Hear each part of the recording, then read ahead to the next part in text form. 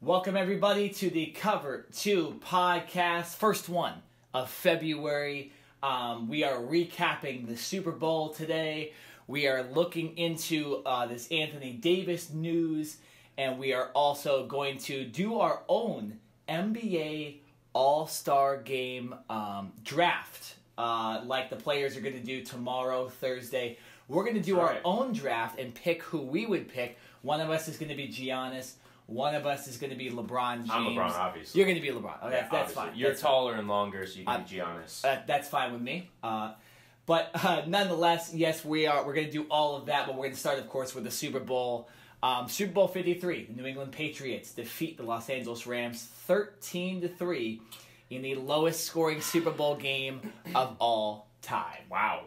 Lowest of all time. Yeah, lowest of all time. The Rams, after averaging 30 points or over 30 points per game, were unable to get more than 3 points in the game. Sean McVay was outcoached.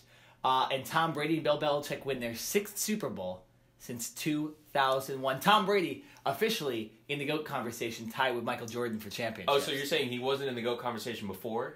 No, but officially, once you tie, once you get there and you start tying Michael Jordan's records for titles, then you're officially in the conversation. A lot of people can argue about Kobe or Magic Johnson or other guys, but now Tom Brady with that 6th title, I know it's a different sport, officially in my book, in the greatest of all-time conversation. Jared, let's get back to the game, though. What were your thoughts on the overall game and what happened here? How did the Patriots win Super Bowl 53? Well, to be very honest with you, the first half, it was so boring that I just started grilling, and I was cooking for everyone. So I mean, I didn't even need to actually physically watch the game to understand just how boring is been such an overused word. And I am a defensive minded type of guy when it comes to football. So not boring, but just not the excitement level. And from an offensive standpoint, like you mentioned, the Rams averaging over 30 points a game. We all know with Tom Brady and the weapons that he has, that they should have easily scored more points. Yeah. And you would have just thought that these offenses would have been a little more prepared coming into this matchup. But really at the end of the day, and I am totally okay with this and I'm very happy about this, this was a defensive game, and you have to give credit to Brian Flores, the former Patriots defensive coordinator, who has now been introduced as the Miami Dolphins head coach, and to even the losing team in the Rams and Wade Phillips. Both of these defensive coaches came up with masterful schemes that many of us did not see coming with these two higher-powered offenses. And the fact that these defenses were able to basically withstand each other for the entire game up until that fourth quarter when the Rams gave up, obviously a few chunk plays to the Patriots. But I want to give credit to these defenses and stop sitting here and necessarily saying that this was just a boring game, because this was a chess match. I did not think and if you are a real fan of football, you understood what this game was about. And it doesn't have to be a 35-31 game to make it interesting, in my opinion. No, I totally agree. I was with my cousin watching the game. We're both huge football fans, and after the game, everyone we were with a bunch of Rams fans, so they were obviously disappointed in the result. But after the game, a lot of people were like, "That game sucked. That game was boring." And you looked on Twitter, and a lot of people were saying that. I was like, "No, it wasn't." I was interested. I was interested enough. Obviously, you'd be a little more interested if there's touchdowns getting thrown every single play, stuff like that. But I really did love, like you mentioned, that chess match attitude that this game had. The Patriots would fail, and then the Rams would have to punt. And then the Rams would have a chance right before halftime. But instead of getting it, they'd have to give the ball back. And you were wondering who was ever going to get the advantage. And it actually took a very long time until the Patriots finally got the first touchdown of the game from Sony Michel. And then the game even got more chess matchy, to say, once the Rams had a chance to tie, and Jared got through the interception and stuff like that. So I really enjoyed the game. It was also a quicker game than usual, too, which I don't know why people complain. I mean, so many people complain about baseball all the time, having it being too long and too boring. Well, the first time we get a quick football game, a quick Super Bowl, and everybody's complaining, so I don't understand it. But yeah, I mean, back to the game, I agree with you. The defensive strategy for the New England Patriots was fantastic. it messed with Sean McVay in the offense. You know, you have Zach Taylor, who's the quarterback's coach, who just went to the Cincinnati Bengals to become their head coach. Him and Sean McVay, this star-studded offensive coaching staff, wasn't able to do anything because the New England Patriots did their usual thing, coming up with some random game plan for the game nobody had ever seen this year. And they ended up stifling the Rams. Todd Gurley with only 35 yards on 10 carries. You can blame that on Sean McVay for not getting more involved, or you can give credit to the New England Patriots defense, which I'm going to do. They stopped him again. He didn't look like the MVP candidate again. There is something wrong with him, whether he wants to say it or not. But still, they stifled him, and it looked like besides one big run, Todd Gurley was getting nothing that day. C.J. Anderson, 7 carries, 22 yards.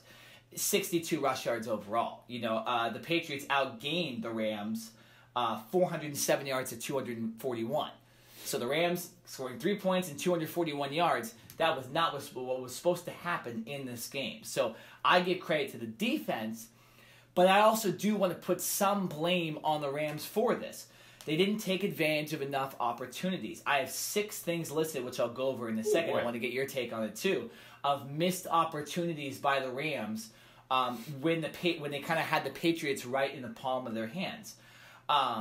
You look at Jared Goff, no touchdown passes, and did not step up when it mattered. Threw an interception off his back foot for no reason. I watched the film so many times in a row.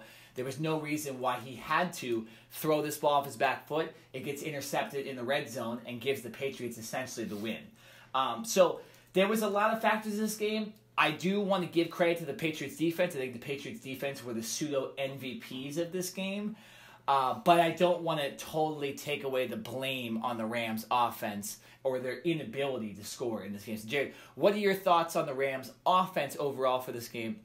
You did give credit to the Patriots, but I do want you to kind of talk about this inability to score for the Rams. Right. No, I mean, first of all, I do want to give credit to that Patriots defense. Yeah. And for Bill Belichick, he started Danny Shelton, the defensive tackle, who they traded for from Cleveland, right? And it was kind of an under-the-radar pick, even though Danny Shelton was a former first-round pick of the Cleveland Browns. When the Patriots traded for him, I forget what draft pick they gave up for that, but it was, like I said, an under-the-radar trade and not necessarily something that's going to make the headlines. Danny Shelton didn't even start in any other playoff game, and he was kind of a utility player going into this Super Bowl for the Patriots. Danny Shelton not only started this game, but made havoc and was basically in the face of Jared Goff the majority of this game. So I think you just have to give Bill Belichick a lot of credit for coming up with different schemes, understanding where he can take advantage of that Rams team because, listen, obviously you have Todd Gurley, Brandon Cooks, Robert Woods, the plethora of offensive weapons, and yes, their offensive line is good, but the fact that they were able to take advantage of that offensive line by pressuring and bull rushing up the middle and getting in Jared Goff's face, that was very, very impressive. Now, saying that, I actually want to put some blame on Sean McVay. And I think this is the first time that I've ever done that with him this season. Seriously? Or since he's been the Rams head coach, because he has been nothing short of spectacular with coming up with new and inventive ways to get his players in position to make plays. But I will say this, and this is going on along the lines of Todd Gurley. Either Todd Gurley was not 100%, or there's something else going on, right? 100%.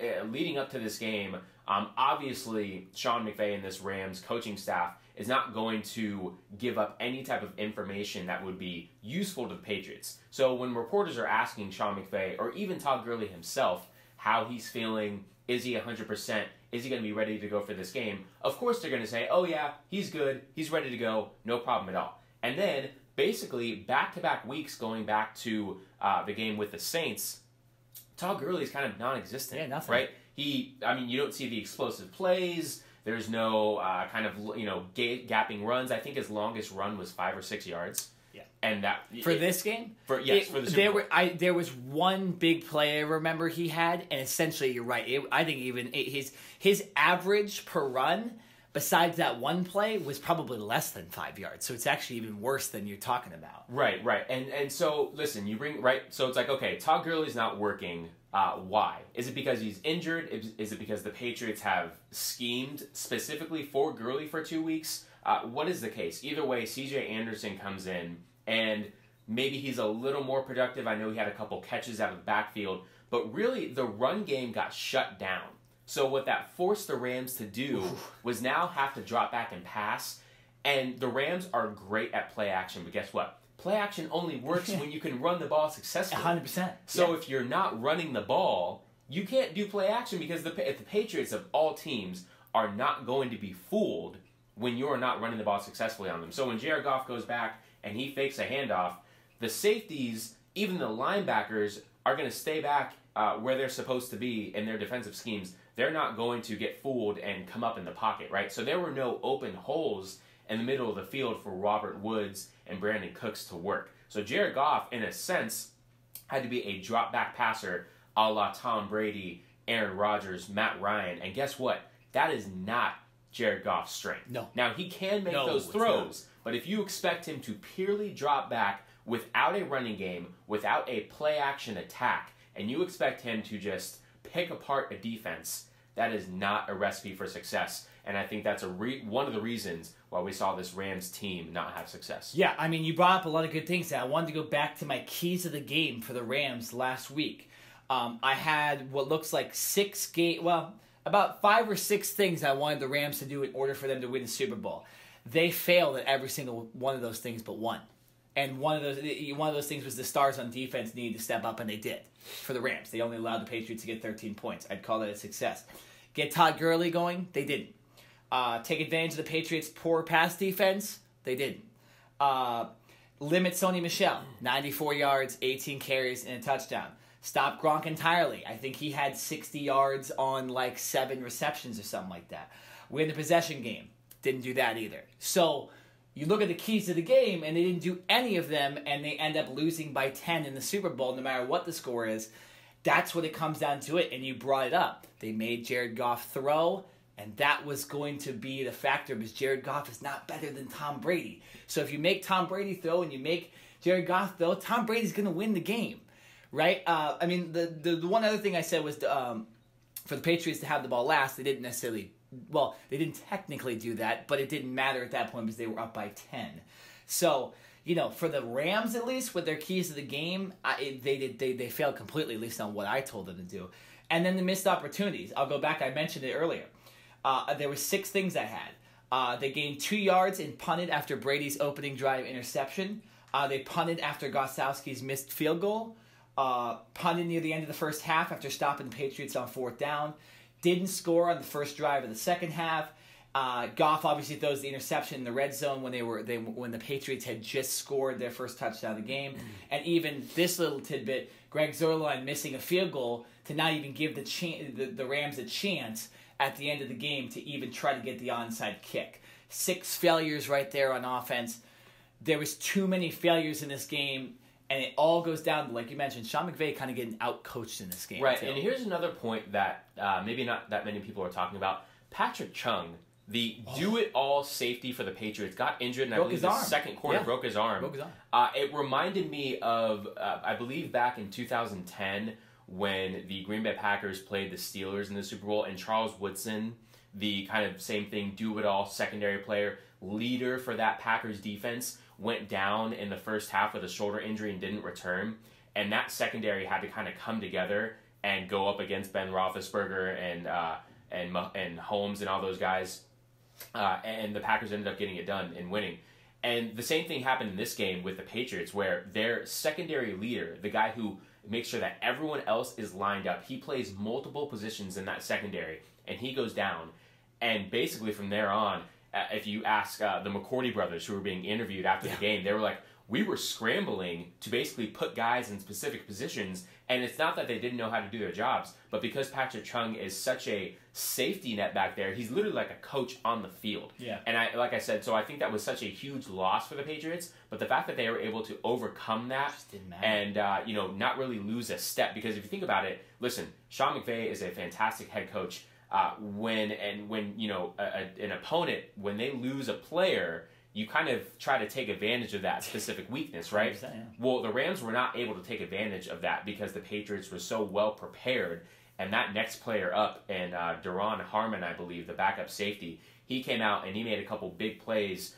He knocked, I believe, Brandon Cooks almost had an opportunity to catch a ball in the end zone, and he knocked the ball away, forcing an incomplete pass. So I just want to give credit to the Patriots secondary and their bench players, their backups, for being ready and coming into the game prepared. I think that was a huge moment, because when Patriots immediately went down, I was like, oh boy, the Rams just got very lucky, and here's an opportunity for them to exploit that defense.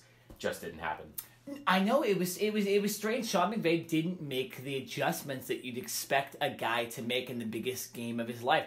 I don't know if it affected, maybe the Super Bowl did affect him. I didn't think it would. The guy kind of just is obsessed with football, but maybe when he walked through that tunnel in Atlanta, he got a little bit of those jitters and decided, okay, let's go with our strengths.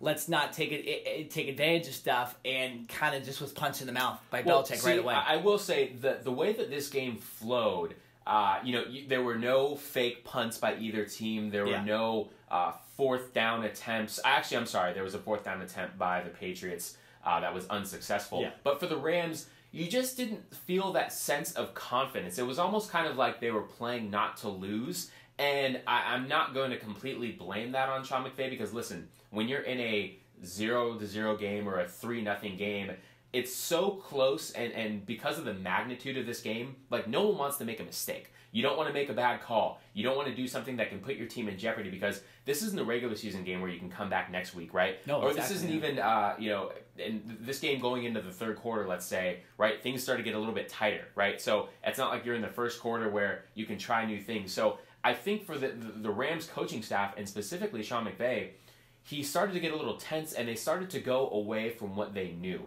They didn't have a rhythm on offense. They weren't running the ball. They had zero play action game, and it just didn't seem like they had that spark, or they had that energy, at least from an offensive standpoint or a special team standpoint, to make one or two big plays to change the momentum of the game. Right, even though the Rams had that early interception, and they were holding the Patriots offense in check for most of the game.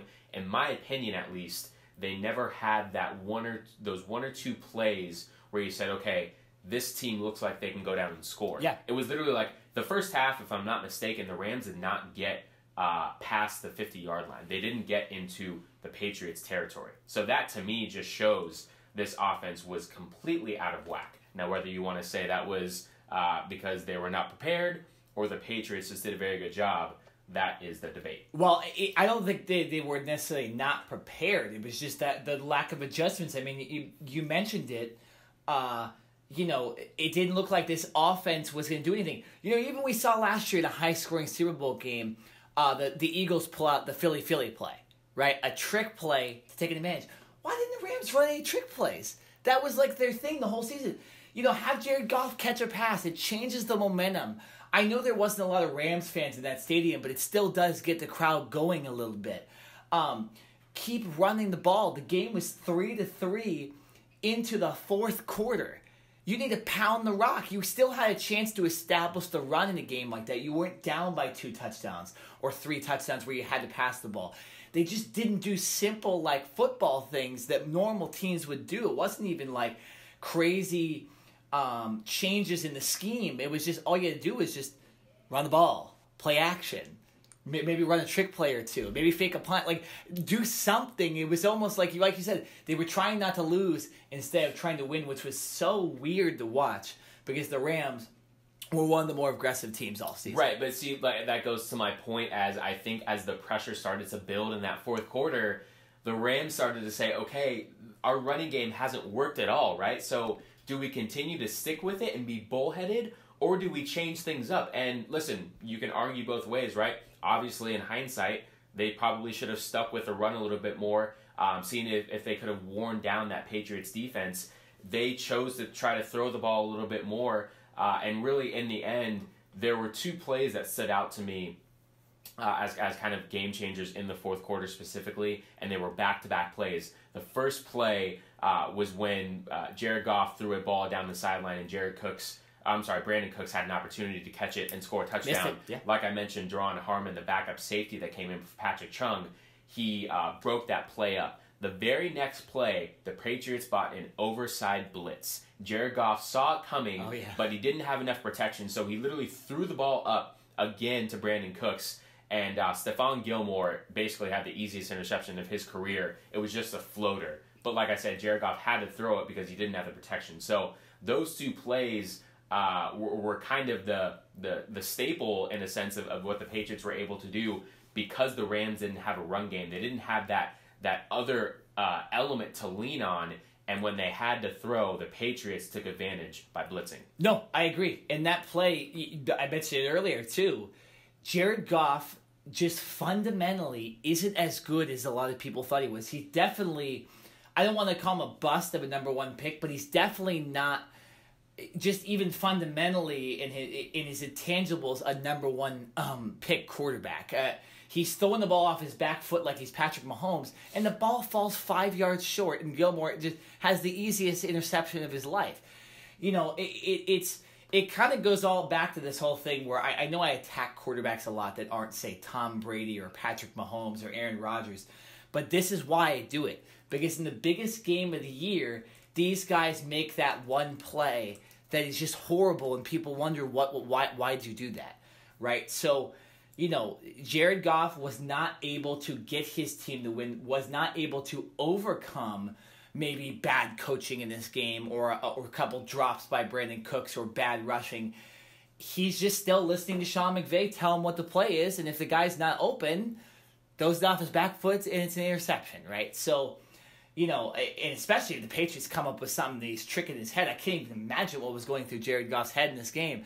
Not only is his coach not giving him the right plays to call, and he's waiting up until the 15 seconds to call the play, but also the Patriots coming with stuff he's never seen before. Right. And nobody's ever. So, you know, back to that fact, it was it was an awesome defensive scheme by the Patriots. All the credit to Brian Flores will now bring those schemes down to Miami. And it was overall, at least in my thing, a good game. You know, it was low scoring, but it was a good game. Both teams had a chance in the end. The Patriots just took advantage enough to win this football game.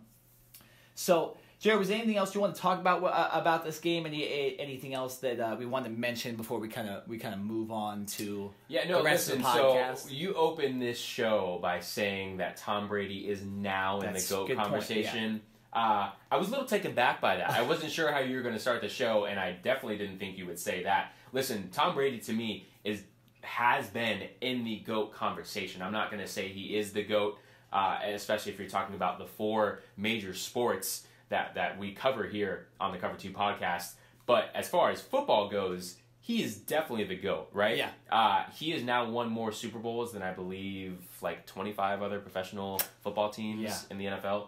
So yes, he is definitely the GOAT. Now, you're comparing him to Michael Jordan because Michael Jordan has 6 NBA rings. Tom Brady is the only other professional athlete to also have 6 championship rings. So from that standpoint, I can understand where you're talking about that argument. Well, in the recent memory, it was guys like Bill Russell had like 9 or 11, whatever it was, but that was a different style of game.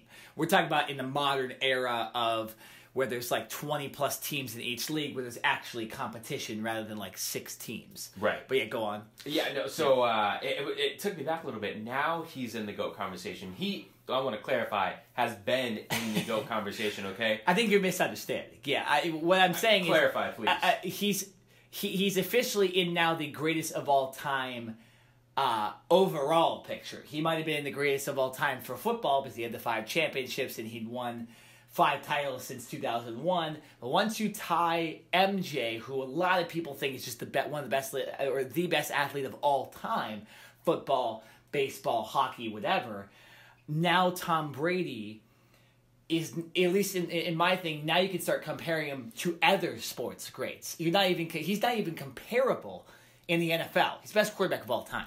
Okay, in this modern era of, you know, just so many different changing things about the NFL in the last, what has it been, 18 years, 19 years since they've been winning Super Bowls. And this guy keeps winning championships in different eras. So Michael Jordan kind of won a lot of his, you know, not together because he quit the sport, but he won a lot of them in chunks. Brady kind of just seems to just go, 2001, 2007. I might get some of these years wrong, but it is very, very impressive. I'm actually not taking a shot at Brady on this. I'm saying we can now compare him to Babe Ruth. We can start comparing him to Michael Jordan, Wayne Gretzky, all of these great athletes that won a lot of titles. And all credit to Brady. This was the first year, that I wasn't necessarily... I was disappointed that the Patriots got in, but I was also... I was marveling at the fact that they got in again for the third straight year. They win their third title in 5 years. They do the San Francisco Giants thing, right? So, I'm impressed by Tom Brady. I just think he's now in the official greatest of all time category with guys like Babe Ruth and Michael Jordan and Wayne Gretzky. Not even comparable to football. So it actually isn't a shot at Brady. It's more of saying that you can start saying, hey, is he the best athlete of all time? One of our main followers, Alex Silva, says that Derek Jeter should have 6 rings as well. Well, yeah. So he obviously the Yankee fan here, we knew it was giving a little love for Jeter, of course. That's fair. I mean, Jeter potentially in that conversation, but I don't think a lot of people think Jeter's one of the best in the top cream of the crop. I think you got Willie Mays, you got Babe Ruth, you got Hank Aaron, who had a birthday to Hank Aaron yesterday, turned 85 years old. So... a little different. You can throw Bonds and A-Rod in there if you want, but they took steroids. But, it was very, very interesting. Now, here's another thing I wanted to bring up about this game and talk about steroids. Julian Edelman wins the MVP in this game. Well deserved. Yeah, absolutely. We were calling it. He should have won the game. But, there's a lot of people talking about him potentially being a Hall of Famer in the last couple of days. And I don't necessarily even know if his stats apply, but why, for some reason... do NFL writers and NFL officials and players kind of let go of these drug charges and these steroid allegations and still invite these guys to be talked about for the Hall of Fame, where in baseball, Barry Bonds, Sammy Sosa, Mark McGwire, guys like that are essentially just never going to get in? Why, for some reason, is it different in football than it is in baseball? That is a tough question to answer. What I will say, I think it was so fresh in many people's minds. I mean, he literally won the MVP. Yeah. Writers wanted something different and unique to talk about. And when you look at Julian Edelman's story and how he came up, he had no Division I offers, right? He was a quarterback that went to San Mateo Community College, and then he went to Kent State. Right, and then went to Kent State and also played quarterback, was undrafted in the NFL, signed as an undrafted rookie by the New England Patriots, and switched positions to receiver knowing that he would not have an opportunity to, be successful as a quarterback, at least with the Patriots. And for him to now come along and be one of the best slot receivers in recent memory, you put him up there with Wes Welker and some of the other great slot receivers and just receivers in the game, right? What he does in clutch performances, how he came back from that, his gruesome injury a couple years ago, the resilience that this guy has, I think his whole story, per se, is also a main reason why many people are saying that he should also be in the Hall of Fame. He wasn't a top pick coming out of high school. He wasn't a first-round draft pick. Not many people knew his name. He was a big-time underdog story. So I think that's a huge reason why, the conversation of him being in the Hall of Fame has come up. Me personally, just because he got this MVP, Super Bowl MVP, which, like I mentioned, well-deserved, I don't think that catapults him into the Hall of Fame conversation. I think he's a great player, but not necessarily Hall of Fame worthy yet. Now, if he plays, 3 or 4 more years and continues to rack up the numbers that he is, if he can stay healthy, who knows? If they win a couple more Super Bowls, maybe my opinion will change. But as of right now, just because he won the Super Bowl MVP does not, for me, put him in that Hall of Fame category. Yeah, I just wonder why it just seems like the baseball writers are so much harder on their players than the football player.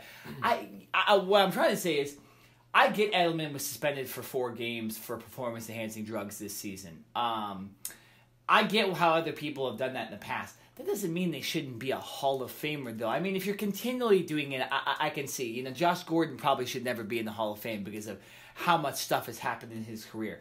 But a guy like Julian Edelman, it's a one-time offense, right now. I almost want to urge these baseball writers to rethink, and maybe some of the cream of the crop guys that in some cases even went to court and expunged themselves from the charges that were given to them.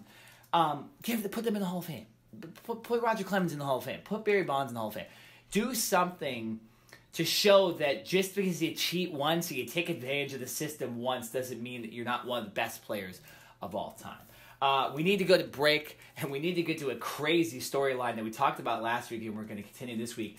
Anthony Davis has not been traded to the Lakers yet, but there is some crazy, crazy trade details to talk about, and we're going to give our thoughts on what the Lakers should do, and maybe what some other teams should do ahead of this closing in NBA trade deadline. So that's our Super Bowl recap. We're pretty much done today, besides maybe a couple questions in Do You Care with the NFL. So great NFL season. The Patriots win again.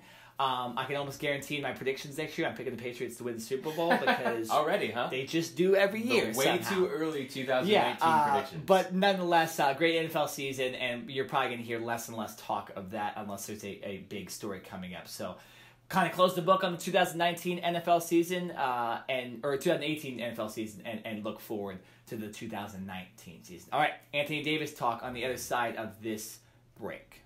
But the Sixers were, you guys know, my preseason pick to make the NBA Finals out of the Eastern Conference, and that's when they just had Simmons and Embiid as their frontline players. They then added Jimmy Butler, and now they add Tobias Harris, who, if people don't watch the Clippers, he's the biggest reason that right now they're in the playoffs. The Clippers, for a lot of reasons, they don't own their own pick. They're trying to get free agents. They're fine with falling out of the playoffs this year so they can keep their draft pick and for some other salary cap reasons. Anthony Davis watch is on full tilt right now with multiple reports today suggesting the Lakers are done, upping their offers to the Pelicans until the Pelicans are willing to counteroffer. The LA Times reported today Lakers president Magic Johnson called the Pels and Dell Demps this morning to say they've made their best offer. LA was ready to gut their young core. Kuzma, Ingram, Ball, Zubats, Hart, 2 first-round draft picks. They were all ready to go for Anthony Davis. The Times quotes a source as saying the Pelicans' demands are, quote, outrageous and unrealistic. Welcome back, everybody, to the Cover 2 podcast. We are live on Facebook Live. No OC Rock Radio today. The radio station.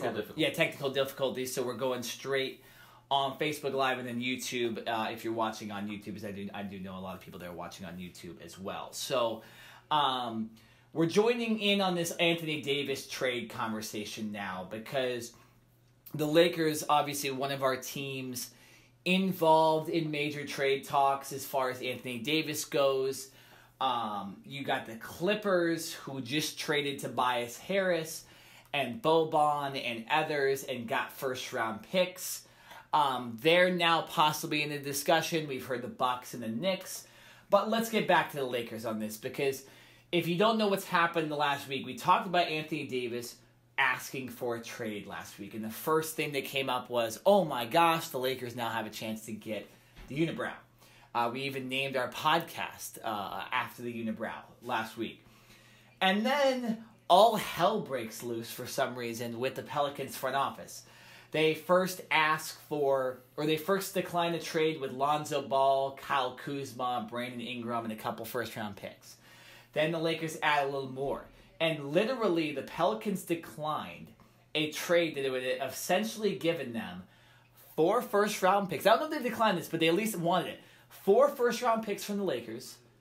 Kyle Kuzma, Brandon Ingram, Lonzo Ball, Josh Hart, Ivica Zubac, and probably Kobe Bryant as well. So the whole team. Yeah, so the whole team besides LeBron James. So the Pelicans just kind of disrespecting the Lakers in that sense. At least that's what I came across. And the Lakers have now kind of said, you know, this is not going to happen anymore. We're not going to talk to you guys if you're not going to take our stuff seriously. And it's looking more doubtful that Anthony Davis gets moved this year, and more than likely gets moved in the off season when there's certain other elements to stuff going on. So, Gerald, I'll give you the first. You get the first take on this. What happened here? Why did the Pelicans ask for so much? And in your opinion, should the Lakers actually trade a lot of those players. What are your thoughts on this whole thing? So really quickly, just for for those who maybe aren't up to speed with what's going on, the reason why this is all taking place, or at least the Lakers are engaging in talks with the Pelicans to try to acquire Anthony Davis, is because Anthony Davis and his representatives have made it clear to the Pelicans that he will not re-sign an extension with New Orleans. He is under contract for the rest of this year and all of next year. But he's come out and said he wants to be traded.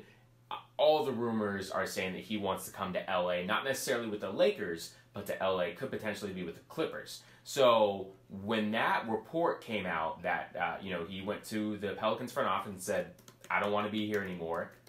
You guys can either trade me or I will play out my contract and you will get nothing.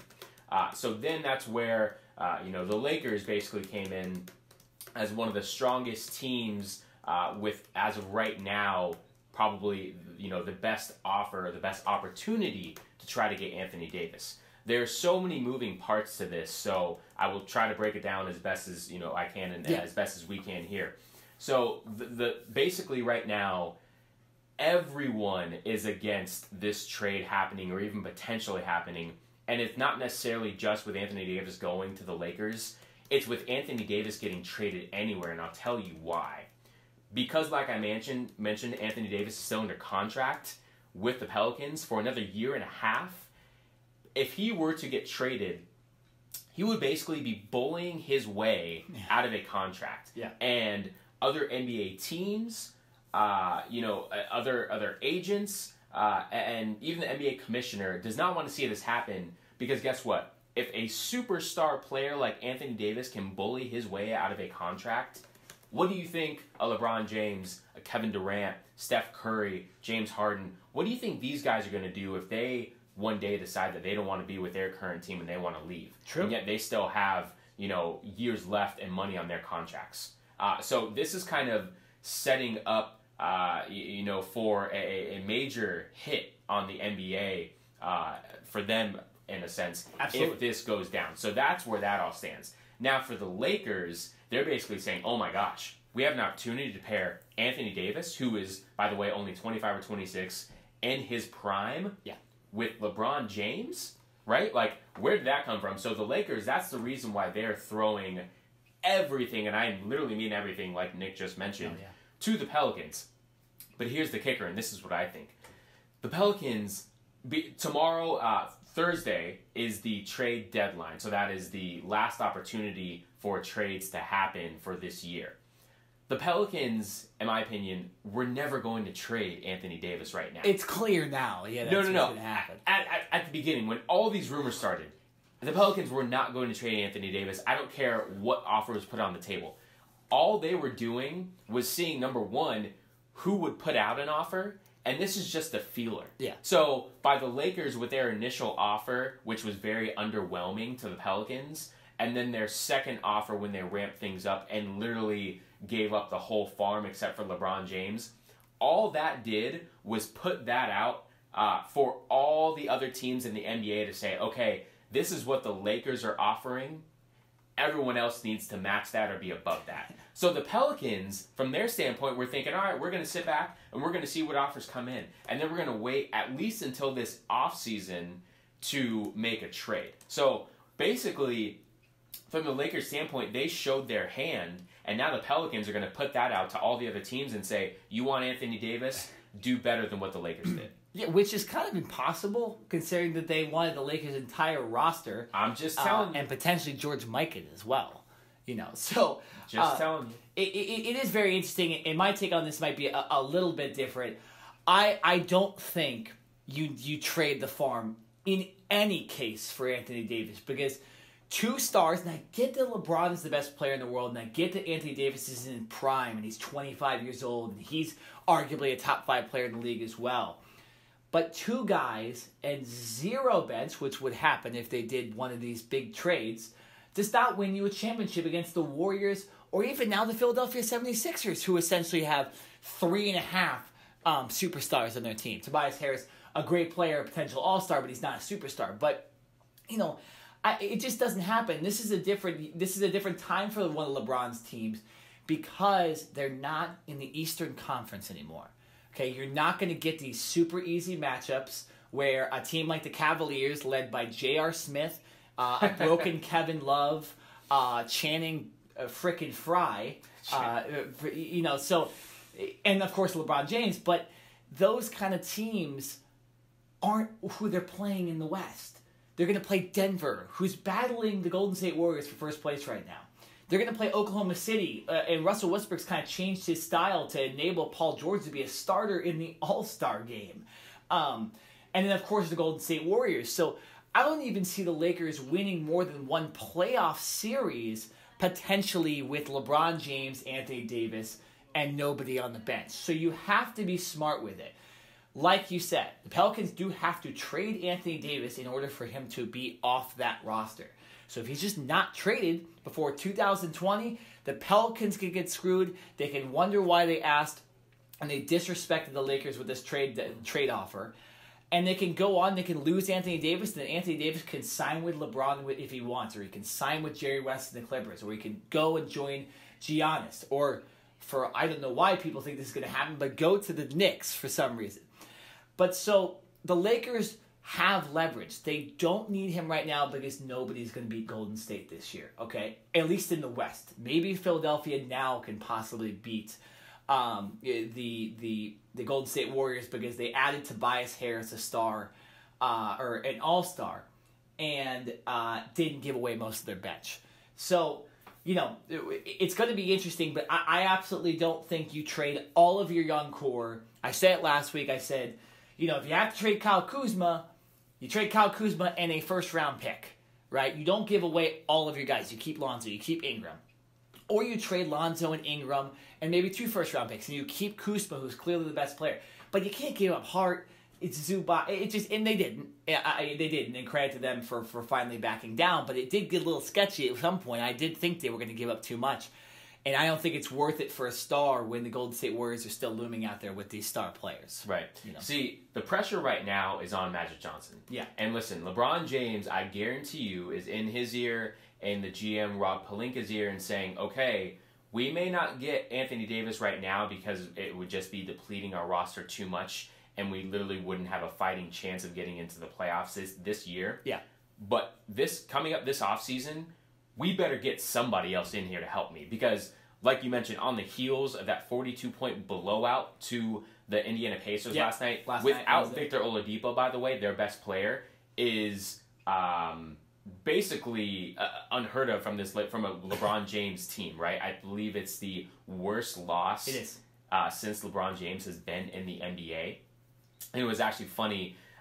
There was I was reading an article this morning, and 4 of LeBron James' 5 worst losses in his career have come around the trade deadline. Ooh. So, listen, it's understandable. All the young guys on this team who have, for the last couple weeks and probably month and a half, seen their names and potential trades, like, especially as a young player, that has to affect you in some way. So I'm not sitting here and disregarding the fact that some of these players are maybe feeling the heat a little bit and wondering, hey, am I going to be in LA or am I going to get uprooted? Am I going to be in New Orleans? Am I going to be in New York? Where am I going to be?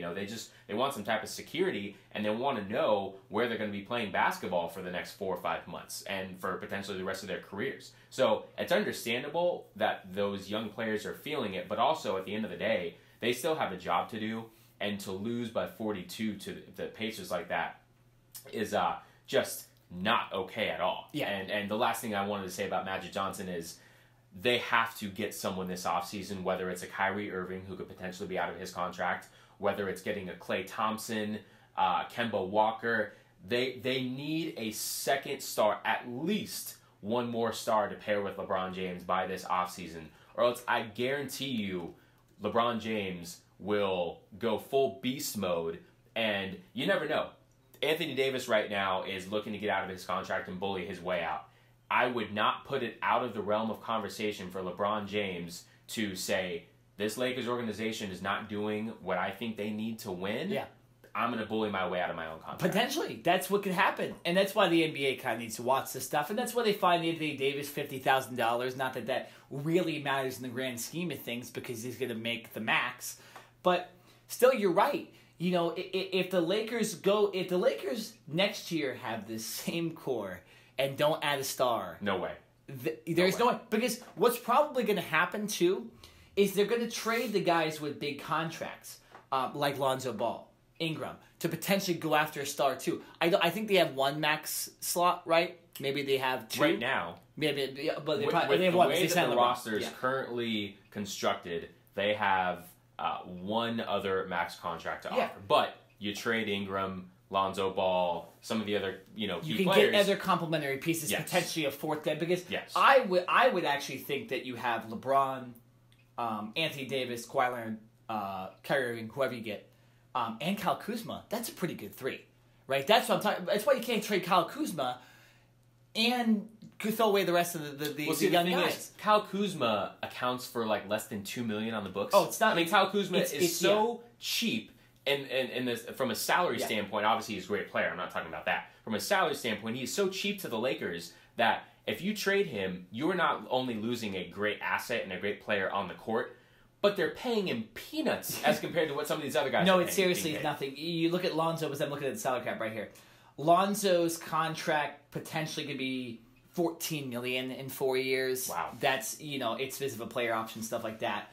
But this year it's $7 million. Next year, $8 million. Brandon Ingram, it's $5 million this year, $7 million next year. So if they were to trade Lonzo and Ingram next year, that's $15 million off the books. You could sign a lot of complimentary players for that, or one other player, a mid-level kind of player that's in between. I would love if they kept Rajon Rondo, because I think Rajon Rondo likes playing for LeBron. He even said he likes playing for Luke Walton. So if you have a lineup of, I know we're jumping way ahead here, but if you have a lineup of Rajon Rondo, let's go Anthony Davis, LeBron James, and Kyle Kuzma, and then JaVale McGee, whoever you have, right? Or maybe Zubac, for example.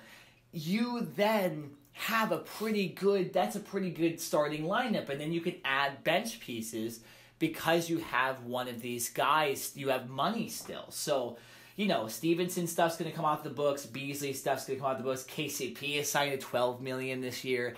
That's not going to be there. So there's a lot of money that's going to come off the books next year.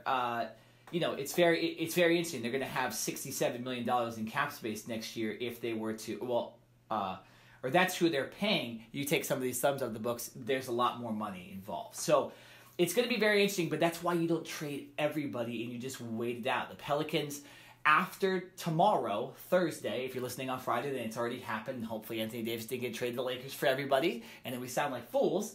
But once Anthony Davis is on the Pelicans this year, Lakers can relax. They can focus on this season, try to make the playoffs, considering that they only have to beat out the Kings and the Clippers, who seem like they're looking toward the future, to make the playoffs. I think you go for that, and you don't worry about Anthony Davis until the offseason when he could get traded, or maybe Kyrie comes over, and you can finagle stuff to potentially get his contract over here, for a trade. But very, very interesting. I think we're in agreement here. The Lakers don't need to make a stupid move and need to be calculated, because the Golden State Warriors, as long as they have those 4 stars, are going to be the best team in the West. Okay, No doubt. So let's move on to the other trades that have happened. Just mentioned, Thon Maker has finally been traded to from the Milwaukee Bucks. He voiced that he didn't like the way they were using him. Maker gets traded to the Detroit Pistons for our local guy Stanley Johnson, who went to Modern Day High School. Interesting enough, Thon Maker's cousin is actually in the Trinity League as well. Oh, wow. Yeah, his name is Maker. Maker? Yeah, Maker. I think they say it McCour just to make it sound different. McCour Maker? But it's Maker. Okay. But so interesting enough, his brother's playing in the same league that Stanley Johnson did. But Stanley Johnson goes to the Milwaukee Bucks. He needed a fresh start too. Hadn't really played up to his ability or where he was drafted. And then Thon Maker gets to go to Detroit to join Andre Drummond and Blake Griffin and others there. So we just want to mention that real quick. And then let's get, we just kind of dove into what the Lakers could possibly do with these stars. The Clippers have made a trade with the Philadelphia 76ers that happened late last night. Like I mentioned, Tobias Harris, the main piece in this whole trade, goes to the 76ers. So now the starting lineup for the 76ers is Ben Simmons, J.J. Redick, Jimmy Butler, Joel Embiid and Tobias Harris, which is pretty good, and potentially Harris would have made it could have made the All-Star team this year. Say there was 15 spots, you'd have 4 All-Stars on the team. So they're looking to go after Golden State. They're looking to beat the Boston Celtics, and now they have their guy, and they didn't give up too much. But the full trade: Tobias Harris, Boban, and Mike Scott to Philadelphia. And the Clippers get Landry Shamet, who's a rookie, Wilson Chandler, Mike Muscala, and 4 draft picks. The draft picks are the biggest part in this thing for the Clippers. They get 2 second-rounders, 1 in 2021 and 1 in 2023, and 2 first-rounders. Philadelphia's 2020 draft pick and the Miami Heat's 2021 draft pick, which a lot of people think is going to be a top 5, top 3 pick, considering Miami's roster and considering that people don't think they're going to be good in 2 years. So I, as more of the resident Clipper fan in the room, I think it's interesting because Tobias Harris literally made the game-winning shot against Charlotte last night in a 20-point comeback. We talked about the Lakers getting blown out by 42. The Clippers actually seem to play for themselves and come back in these games. But Harris, who was a star for the Clippers, one of their better players with Lou Williams, is traded. And the reason they did this, to explain to people why the Clippers would just trade their star player when they're in the middle of a playoff race and they're the 8th seed, it's because Tobias Harris was going to become a free agent this year. And having played for the Clippers for now a year and a half, he would have, or maybe it was 2 years, Tobias Harris would have been looking at the Supermax. Let's say he makes one of the All-NBA teams, because he potentially was an All-Star this year, or going to be on the All-NBA team. He still could be, but I think his touches in Philadelphia are going to be a lot less. So Tobias Harris would have been signed to the max. I don't think the Clippers wanted to do that, and they'd rather sign a Kyrie Irving or a Kawhi Leonard or an Anthony Davis and save those max slots for an established star that hasn't had necessarily one good year. So they trade away Tobias Harris, they clear some cap space for the future, and they also get trade assets to potentially trade for a star like Anthony Davis next year. And so let's say they go out and sign Kyrie Irving, or they go out and sign Kawhi Leonard. Then Anthony Davis goes, I might want to join the Clippers. They got a star over there, just like the Lakers with LeBron. And the Clippers can trade all of these first-round picks because they have 3 first-round picks at this point right now. So, the Clippers, they got Jerry West in their front office, and you see Jerry West finagling. He created the Lakers with Shaq and Kobe. He created the Golden State Warriors somewhat, and he created the Memphis Grizzlies that were on top of the West, or one of the top teams in the West, for a while there with Marc Gasol, Zach Randolph, and Mike Conley. So he's trying to do the same thing with the Clippers. Jared, what are your thoughts on this trade? Do you kind of agree with me that this is a strategy to get stars for the future? Oh, this was easily a money move. Because, listen, I don't think the Clippers nor Doc Rivers or even Jerry West really wanted to trade Tobias Harris. Now, listen, in the West, being the 7th or 8th seed, that's obviously not a good thing. No. You're going to be playing the Warriors or the Rockets or even Denver, who obviously looks very, very tough Thunder this year. As well, yeah. And more than likely, you're going to lose that battle in the 7-game series, at least in the first round. So, yes, this was a money-making move, and this was about the future for the Clippers. This was about grabbing assets that they can use in potential future trade deals or in trying to lure other NBA stars to come play with them. Like you mentioned, they will now have a spot for 2 max players, whether you want to say Kawhi Leonard, Anthony Davis, Kyrie Irving, Klay Thompson. The list goes on and on. Yeah. But they basically kind of maneuvered around to say, we're not giving up on this year, but, things aren't looking as promising as they were earlier in the season. Yeah. So let's dump some guys, get a lot of assets in return, and look forward to next offseason and the year after that when we can really make a splash. And, listen, the Clippers right now, I believe, are set up in a better position than the Lakers are to grab free agents. Now, obviously, the Lakers have Magic Johnson and LeBron James, and that will always help them. But for the Clippers and the assets that they have, it would be very, their moves and the package that they can put together is more enticing, in my opinion, than what the Lakers could ever put together. So, yeah, I think the Clippers have done a masterful job, and you have to give credit to Jerry West. He should have retired 10, 20 years ago.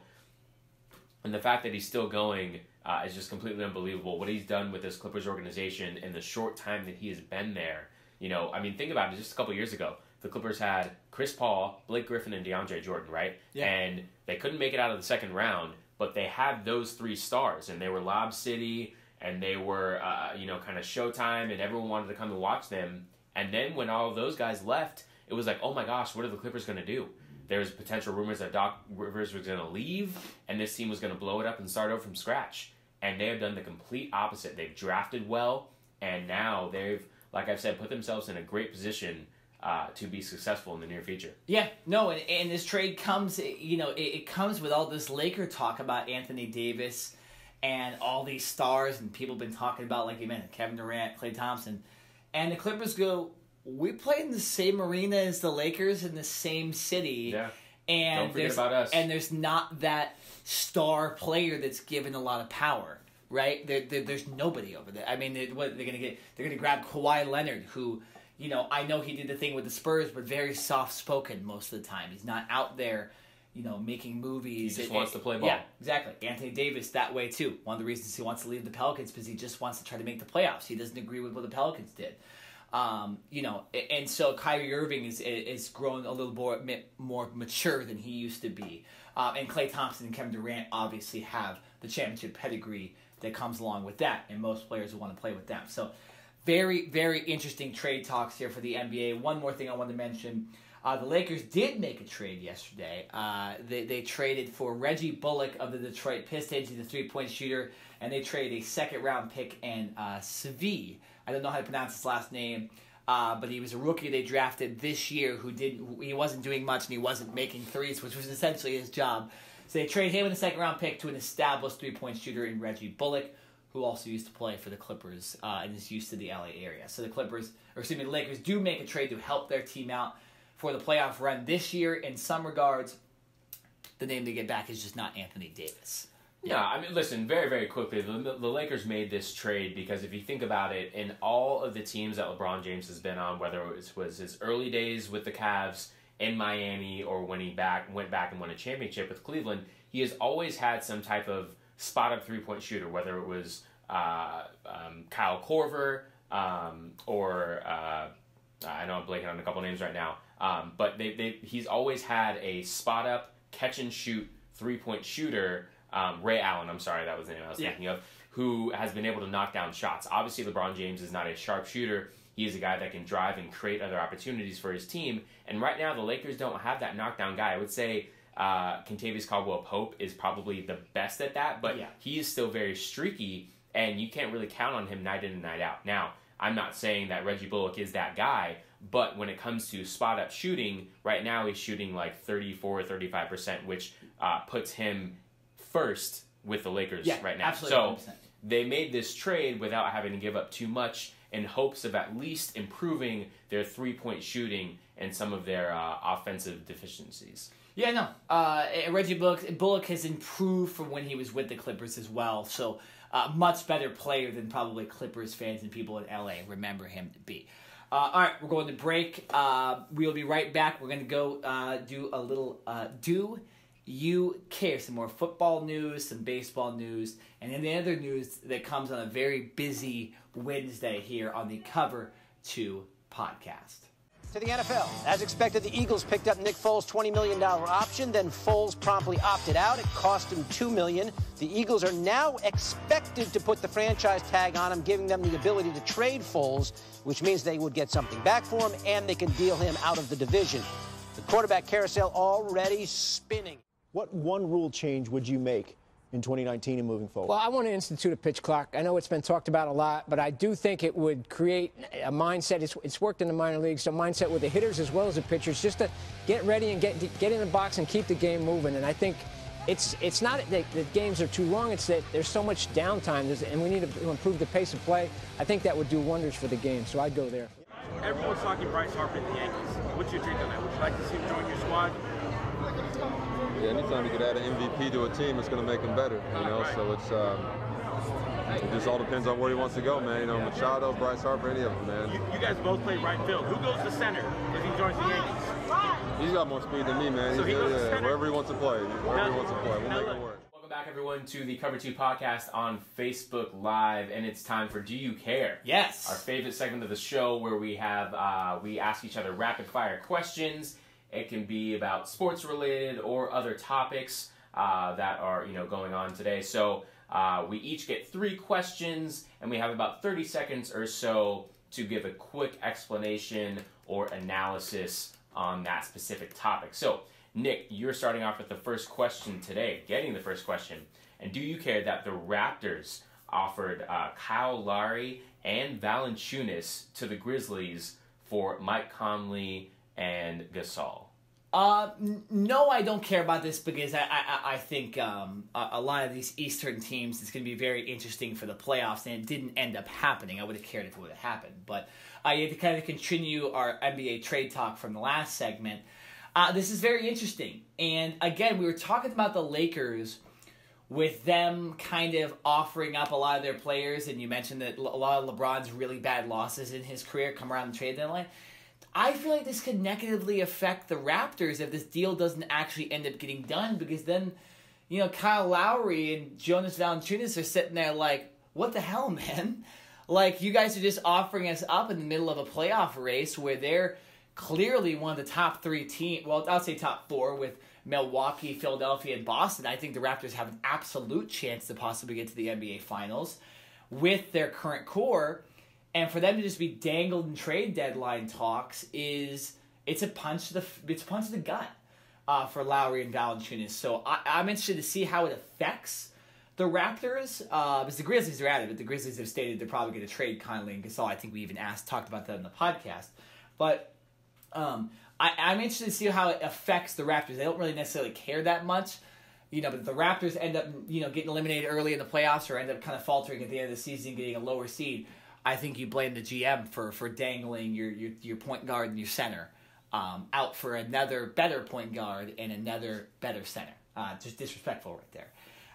But nonetheless, we will move on. Jared, do you care that Nick Foles will opt out of his option, which means the Eagles will likely try to franchise tag him? No, I don't care. This is expected, and the smart move by Nick Foles. The Eagles have made it very, very clear that when Carson Wentz comes back and he's healthy, he is their starting quarterback. What they have invested in Carson Wentz with the first-round pick, giving up other draft picks, all of that. Now, from a talent standpoint, I think it's very easy, and I think you can agree with me, Nick, that Carson Wentz is the better pure quarterback over Nick Foles. But in this particular Philadelphia Eagles system, and what Nick Foles has done from last year winning a Super Bowl coming off the bench, and this year leading the Eagles to the playoffs when it looked like they had no opportunity, and then getting far into the playoffs, there's an argument that Nick Foles is better suited for this particular system. The Eagles have come out and said otherwise. They're sticking with Carson Wentz. So Nick Foles basically voided the $2 million that was owed to him on his contract. And by doing that, that basically makes him become a free agent. What the Eagles are allowed to do, and what they will more than likely do, is franchise tag Nick Foles so that they can then try to trade him and get something in return. Obviously, the Eagles would rather get a draft pick or players in return rather than just letting him go. So, I don't really care, but it's the smart move by both sides, and hopefully Nick Foles can go to another organization and be a starting quarterback, because I think that he's proven these last 2 years that he definitely deserves that opportunity. Nick, do you care that the Ducks have continued their losing streak?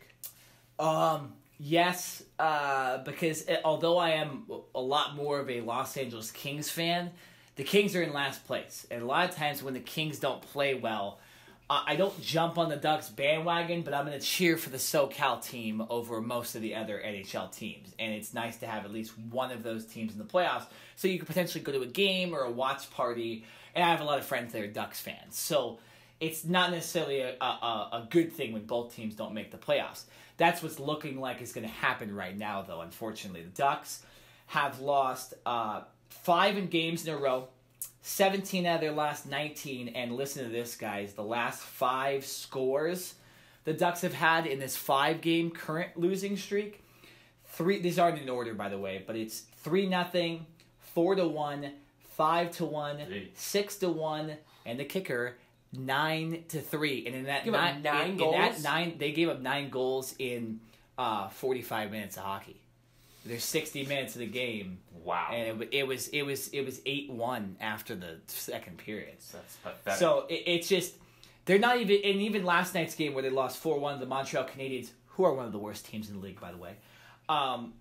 It was 3-0 after the first period, and I was tweeting. I was like, "Can we fire this guy? Can we fire Randy Carlyle mid game?" They need to fire Randy Carlyle, and this has just gone too far. The Ducks players don't seem like they're behind him. And I know he won the Stanley Cup for the team in 2007, but it's just too much. And you need to change the culture. And the Ducks still have a somewhat chance to make the playoffs this year. Not the best chance, but they do. The Kings, it's really tough. So, they fired their coach really early on and kind of just said, well, whatever. And they just traded one of their top defensemen, Jake Muzzin, for a first-round pick to Toronto. But I don't think the Ducks necessarily need to do that. I think this is actually more of a coaching culture problem than a player's problem. Is they still have Ryan Getzlaf, Ryan Kessler, Jakob Silverberg, Cam Ballard, Corey Perry. The list goes on. Rickard Rakell. So this is not a talent thing. This is a coaching culture thing. So Randy Carlyle needs to get fired soon. Jared, do you care that it is National Signing Day today? I do care. So this is actually the second National Signing Day. This is the second year that this has taken place. The College Football Committee came out and made a change a couple years ago and basically giving kids an opportunity to have an early signing period before the beginning of the new year. And I think a lot of coaches and college teams and organizations really like this move. Number one, a kid can kind of put their mind at ease as to where they're going a little bit earlier in the season. And for teams and for coaches, they have a better understanding of what their team will look like early on. So as opposed to everyone signing right now after the new year and trying to get the early signees in or enrolled early and all that stuff, now there are already some kids who have already signed and are already enrolled in college courses and getting into spring practice. So I think it just speeds up the process a little bit, but it also makes things easier for coaches and for programs. So I'm all about it. There are some kids who haven't made a decision and need that extra time to think about it, and I'm totally okay with that, which is why they have kept this original signing period. Yeah. But I do like how they have the early signing period, and it breaks things up a little bit for these organizations. So, good luck to all the kids that are signing today, and I'm sure we will have more on that as for the next podcast. Nick, do you care, last question for you, that there have been discussions about some MLB rule changes? Yes, I care a lot about this one, actually. There's been a lot of talk of certain rules possibly changing or certain formats of the way the game's played, like the pitching clock, minimum amount of pitches. There's a lot of stuff, maybe the roster changing. Here are some of the rule changes that they discussed at the MLB's most recent meetings. Here's a couple of top ones. They discussed a 3-batter minimum for pitchers that come into the game, which means, let's say a reliever comes into the game, you're not going to see those lefty matchups on lefty. They come out, they throw one pitch, and they're done. Let's say Kenley Jansen comes in the game for the Dodgers. He's staying in it for at least 3 batters. So if he walks 2 guys, he can't come out. Got to face that 3rd guy. And what it does is it speeds up the play. So that's a rule there. A single trade deadline instead of the trade deadline and the waiver trade deadline that goes until September. A 20-second pitch clock, again, another way to improve the speed of the game. The expansion of rosters to 26 players with a 12-pitcher minimum. Draft advantages for winning teams and penalties for losing teams. So that would kind of change the way most sports do it as far as draft picks, considering that a lot of times the worse teams do, the better draft picks get. This would result in the ending of tanking. They studied how maybe possibly lowering the mound. They also did a rule that would allow 2 sport amateurs to sign major league contracts, a la the Kyler Murray rule. And the biggest one, a discussion about the universal designated hitter, which would mean that there would be no more pitchers hitting in the MLB, which is a huge change. I like it. From what baseball has been. So none of those are official. Those aren't changes, but they're definitely actual discussions that Rob Manfred and a lot of the players are talking about possibly doing it. And a lot of those changes will be major, especially universal DH, 3-batter minimum, the 20-second pitch clock as well. Those are some changes that you normally don't see in the sport of baseball.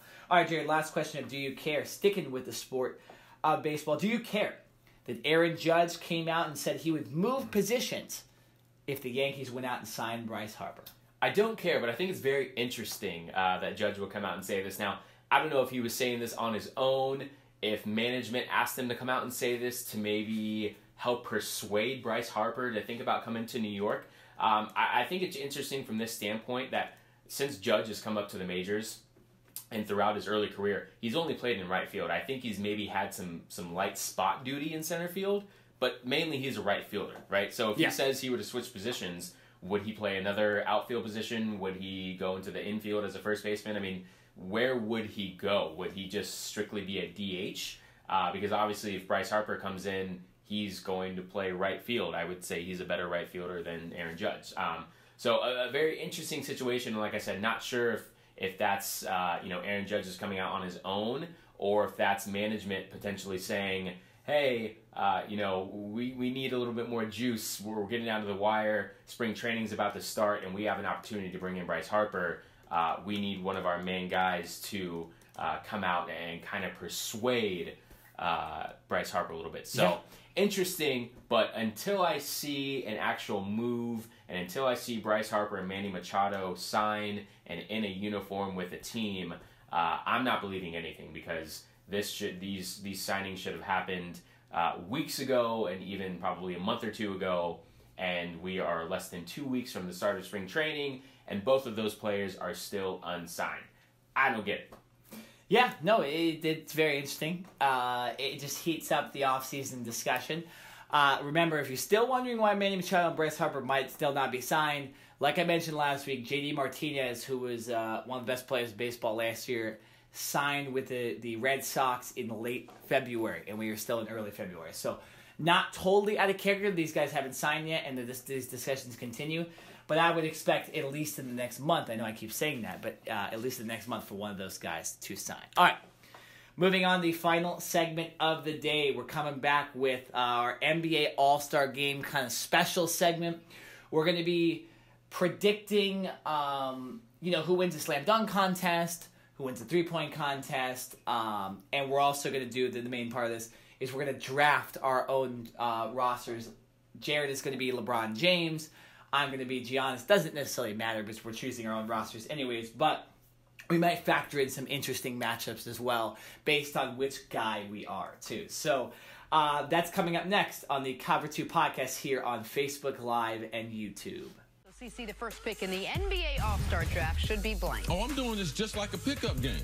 I mean, just like we're down to LA Fitness. I mean, who you got? I mean, I'm not LeBron. I'm taking KD. Now, if Nick was LeBron, he's probably not going to take KD and everything because they got this little pettiness. LeBron got this little pettiness around him, and Nick definitely got some pettiness. KD, the second best basketball player in the world. Let's get it started. LeBron and KD, your choice. So I'm not taking KD, but not because of any pettiness.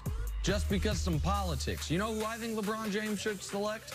Hey, Kawhi Leonard, let me put my arm around you. Let me let you see what it'd be like playing next to me. Kawhi Leonard, you're a pending free agent. You're thinking of going to the Los Angeles Clippers. Why don't we play together today? I'll make you my #1 pick, Kawhi. Kawhi just bought that $13 million house there in San Diego. Just down the freeway from L.A. Absolutely right. So that's why I don't think Kawhi is necessarily the best player, but who cares? Damn All-Star game. Come on, Kawhi. I got you, man. Welcome back, everybody, to the Cover 2 podcast. We're on Facebook Live today and YouTube. No OC Rock Radio because of technical difficulties, but we still got to get you a podcast. We did the Super Bowl recap earlier, talking about the Patriots' 13-3 win against the Rams. Kind of discussed what was wrong with the Rams, why they ended up only scoring 3 points, and why Brady is the GOAT as well. And then we also dove into all of the NBA trade talk. Anthony Davis, the Clippers trade with the 76ers and what that just means for every team in the NBA. We did, of course, Do You Care on the segment before this, and now we are going to get into the 2019 NBA All-Star Game, which is this weekend.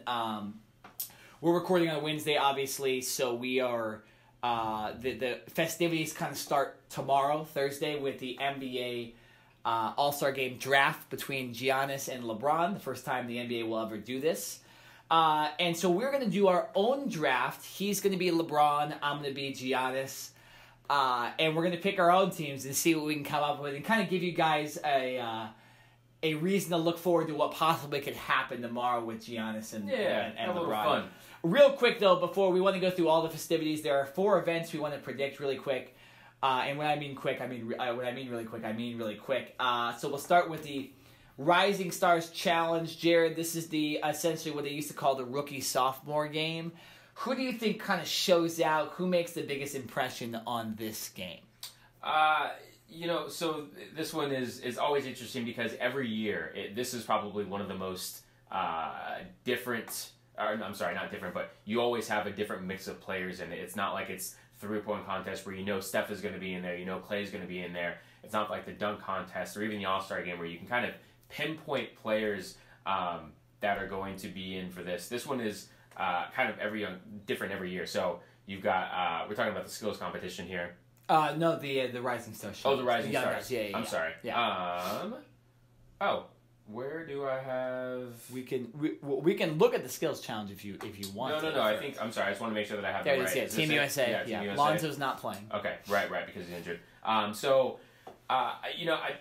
Kyle Kuzma, Jason Tatum, De'Aaron Fox. Those are the 3 guys that I'm looking at. Jason Tatum obviously made a name for himself last year in the playoffs. Kyle Kuzma has made a name for himself with the Lakers over the last couple years.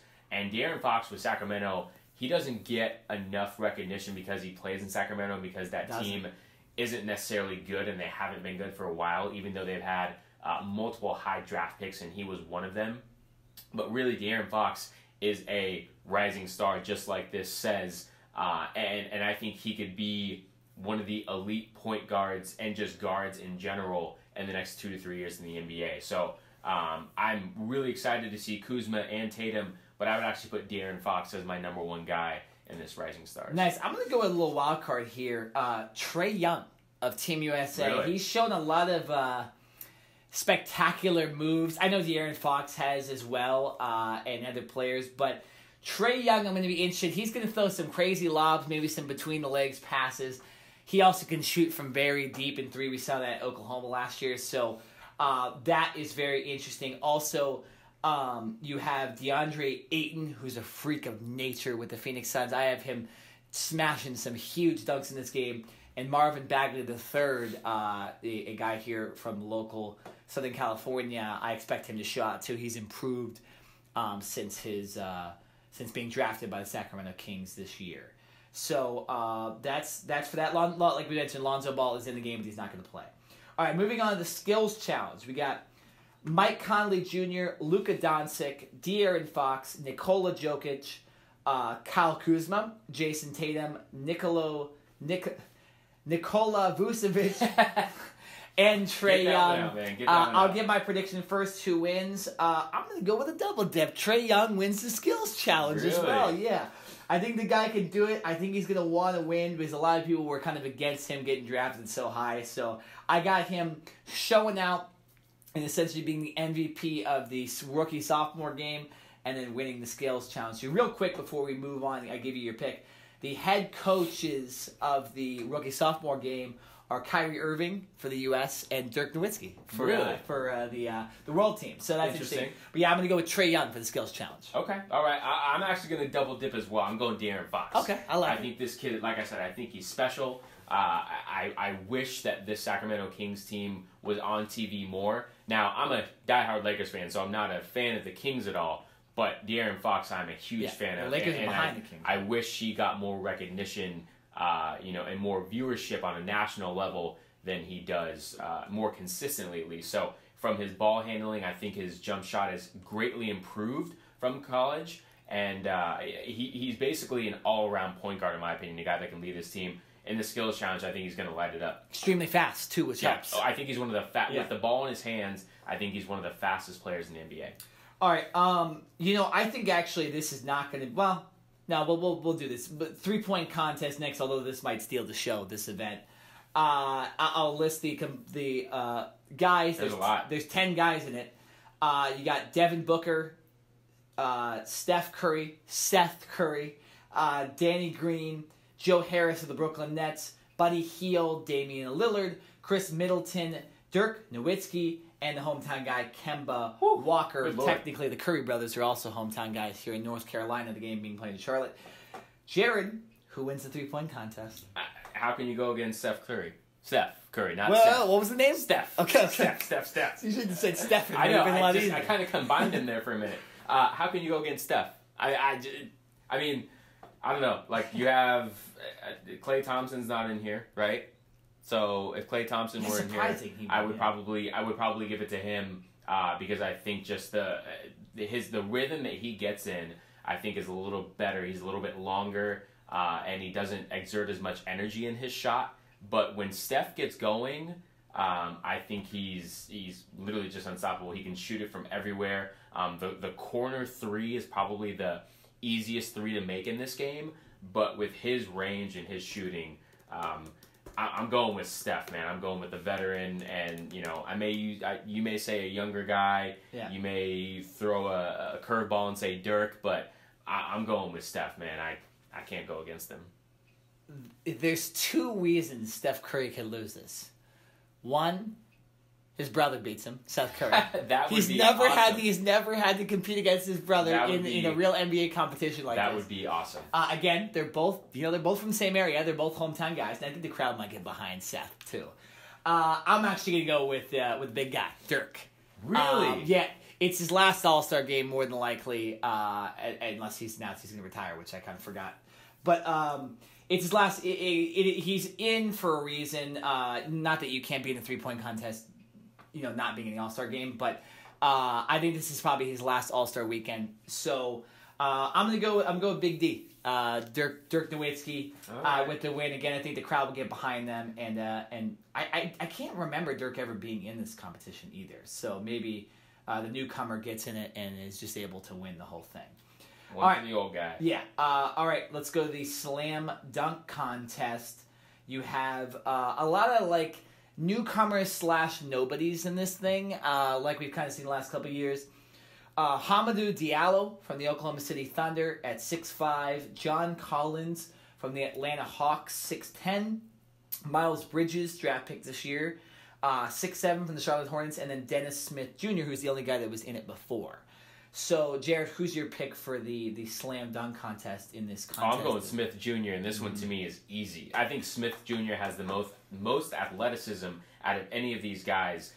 His dunks are electrifying. He's strong. And see, the thing is, in the dunk contest now, almost everything has been done, right? It's so tough to be creative and come up with an interesting dunk that can not only wow the fans, but you can actually pull off. Yeah. Right, it's one thing to come up with something, but it's another thing to actually execute it, because you do have to complete the dunk in order to get points. So, but I think Dennis Smith Jr., his athleticism, he's not the tallest guy, obviously, but his jumping ability and for how long he can stay in the air, I think definitely Dennis Smith Jr. I'm going to go with, just to play devil's advocate, Miles Bridges. Only because I saw Miles Bridges jump extremely high last night in the Clippers game to block Montrezl Harrell of a dunk. So I think he has the hops to get up there and make some incredible plays, maybe put the ball in between his legs and stuff like that. Although if I had to bet my money on it, I'd go with Smith Jr. because he's been in it before. Miles Bridges is a wild card. I'm going to go with him. I saw him jump last night, and that shows that he can put on some spectacular dunks. All right, we've got 20 minutes left in the podcast. We're going to use the rest to now become different people. Jared is going to transform into Mr. LeBron James of the Los Angeles Lakers, and I will transform into the Greek Freak, Giannis Antetokounmpo. We're going to draft our 12 guys to each roster. Remember, Jared, while you're looking at the roster, Victor Oladipo is injured. Obviously, D'Angelo Russell, if he's not added on there, is in this game as well. So the way this is obviously Giannis and LeBron are already starters, so we have to pick our starters first, and then we'll move on to the reserves in this game. So, you want to go first? Sure. So as Giannis, looking at the starters, I am going to go with Mr. James Harden. The guy the guy's been the MVP this season, has been showing out, and I want the MVP on my roster. Let me just write him down real quick here. James Harden is my first pick of this All-Star draft. Yeah, that's tough to go against. I mean, James Harden probably would have been a first pick of mine as well. I mean, from what the guy's done this year, the 40-point games. It's just too good. He's had 30-point games, and I believe over 30-plus games. It's crazy. If that makes sense. So, yeah, I would have taken him first as well. So, LeBron James, with my first pick, I am taking Steph Curry. Whew. Yeah. I like it. And now listen, this is also for pure fun.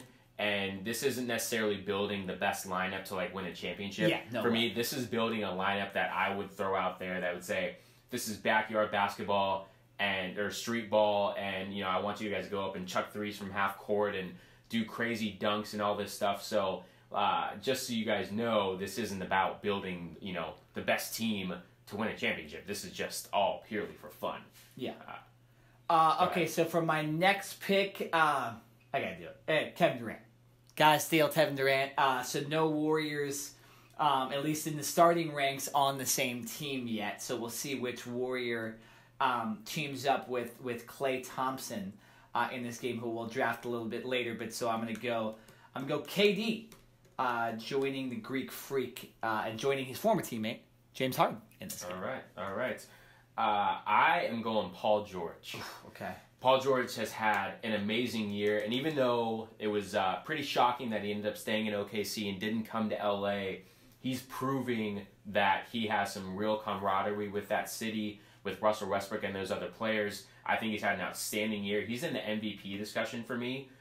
So Paul George definitely gets the nod for me. I like it. All right, this next one I'm going to go with Joel Embiid, the big guy. Entertaining. I think Giannis and the Greek Freak, both very athletic guys. I'm gonna put a center on this team. And so far I got a guard, I got a forward, and I got a center. So I'm going to go with the big guy, Joel Embiid. All right. I like it. Ooh, let's see. Ooh, he's still out here? Kawhi Leonard's still out here? Yeah, he is. Serious? Yeah. Give me Kawhi.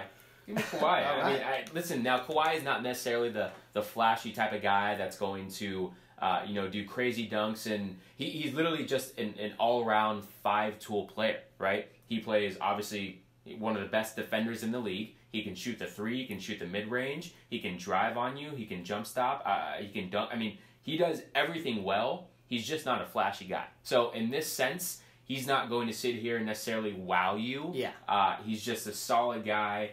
But I want him on my team. So I'm taking Kawhi. All right, and I will counteract the Kawhi pick with the hometown guy, Kemba Walker. Because Steph, obviously, on your team, I'll take the other hometown guy in Kemba Walker and add him to my roster. The guy's had the best year of his career. Some say, to produce for other teams that might trade for him. We've been talking about all these trades. Kemba Walker, also another candidate to get traded. Not much other talent on that Hornets team. Reminds me actually a lot of the Anthony Davis situation with him. So he's stepping up and playing well. He's earned that starting nod in his hometown, at least his hometown team, the Charlotte Hornets. All right, last pick of the. You get Kyrie Irving. I'll take Kyrie. So you got LeBron and Kyrie joining back up together. I like it. Hey, they've supposedly squashed their beef.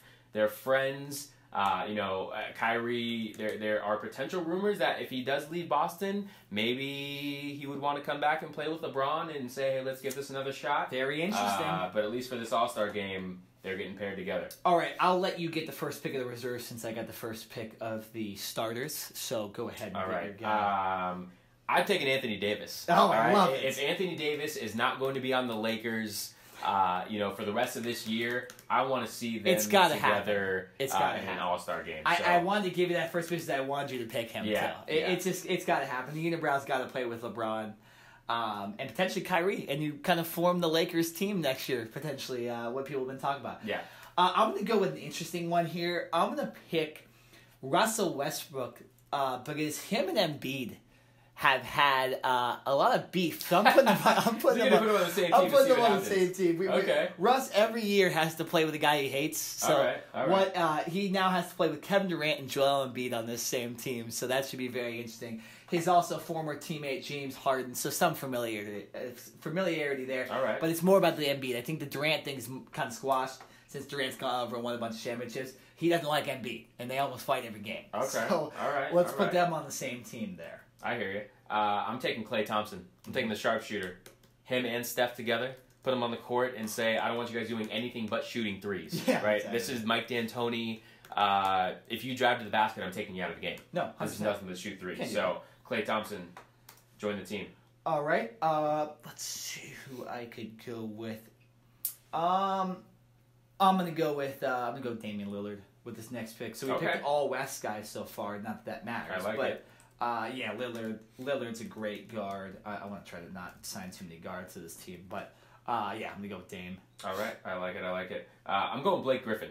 Okay. Now Blake Griffin, obviously, when he left LA and got traded to Detroit, still a fantastic player, but because he's not in that LA spotlight, doesn't get that same type of publicity anymore. The Pistons have been kind of hovering as a good team, but not a great team, and they're in the Eastern Conference. But Blake Griffin, listen, make no mistake, he can still jump. He's still Lob City. He can still bring a lot to your team. So, I'm throwing up lobs. I'm telling Paul George and LeBron, I'm saying run fast break. It's either a 3-point for Clay or Steph, or it's a lob to Blake Griffin. I like it. Okay, this next one I'm going to go with Nikolai Jokic of Denver Nuggets. He's a lot of people think he might be an MVP candidate this year, although I think Harden will win it. I'm going to add another center to this roster, so I'm going to put Embiid and Jokic on the same team. Okay. And add another center. I also drafted a lot of guards so far, so don't make it too guard heavy.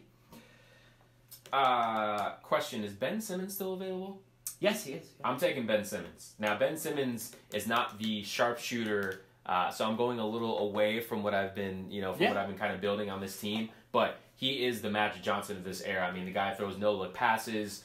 He's a 6'7" guard that can guard basically anyone on the floor. And even though his jump shot is not what it needs to be and he needs to improve on that, he can basically do everything else for your team. So Ben Simmons, come on board and make plays, lead the fast break for this team. Now, although I think this is going to happen earlier, I got to grab my teammate, Chris Middleton. Okay. I'm going to add him. That might happen with the first reserve pick, not to have any tension between teammates there, but I'll grab him now because I wanted to go with some of those storylines with those other picks. Okay. So, Chris Middleton. Back to my 3-point shooting skills, Bradley Beal. Oh, come and join the floor. I'm literally, like I said, I'm shooting threes or dunks. Bradley Beal's going to have to.